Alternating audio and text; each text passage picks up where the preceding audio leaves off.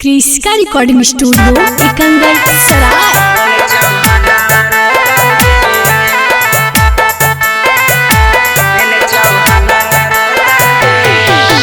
DJ Kundan राज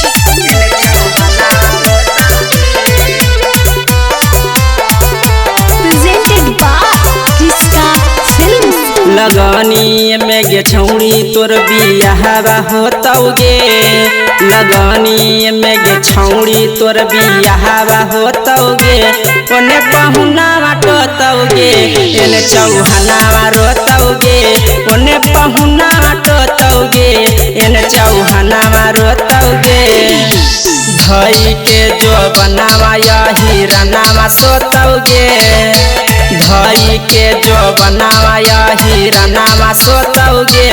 ओने पहुनावा टोतौगे एने चौहनावा रोतौगे, ओने पहुनावा टोतौगे एने चौहनावा रोतौगे।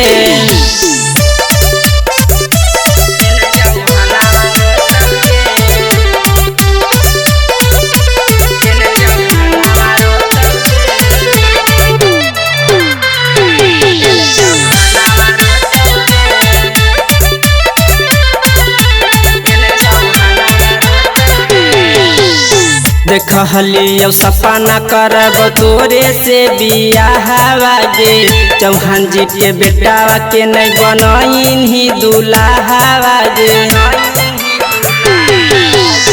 देखलियो सपना करब तोरे से बियाहवा गे, चौहान जी के बेटावा के नहीं बनईन ही दुल्हावा गे।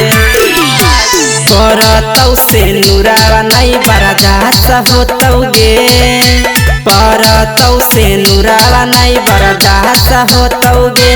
ओने पहुनावा टोतौगे एने चौहनावा रोतौगे, ओने पहुनावा टोतौगे एने चौहनावा रोतौगे।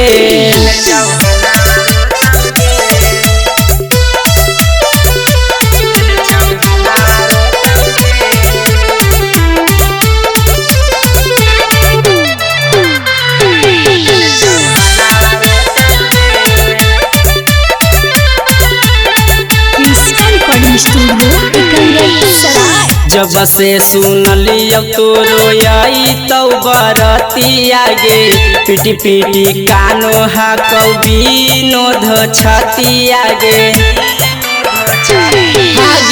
जब से सुनलियो तोरो आई तौ बरतिया गे, पीटी पीटी कानो हाकौ राहुल छतिया गे।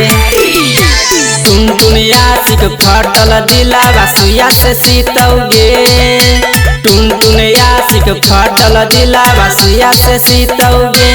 ओने पहुनावा टोतौगे एने चौहनावा रोतौगे, ओने पहुनावा टोतौगे एने चौहनावा रोतौगे। क्रिस्का रिकॉर्डिंग स्टूडियो एकंगर सराय।